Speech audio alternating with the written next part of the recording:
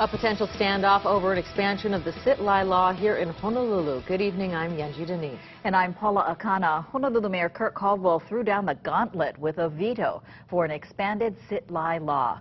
It's his first veto ever. Now what? KITV4's Andrew Pereira live with a look at the showdown that could be looming. Andrew? Well, Paula, Caldwell fears an override of Bill 6 will expose the city to a lawsuit. Since the city began enforcing the sit-lie law in Chinatown, sidewalks have remained relatively clear. Ditto for Waikiki. It's working so well that, in fact, we see people moving into other areas. The city council wanted to build on that success by expanding the sit-lie law to other areas. For example, this sidewalk on North Beretania Street across from A'ala Park.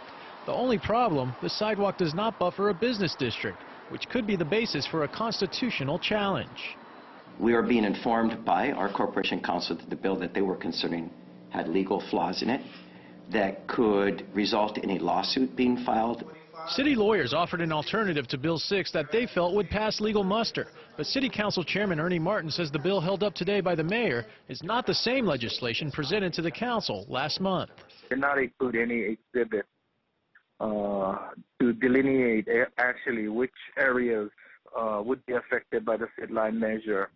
Secondly, I think the Kapalama Canal, that whole issue was to be excluded, as opposed to the most recent version. I think that provides some level of opportunities to place that restriction there.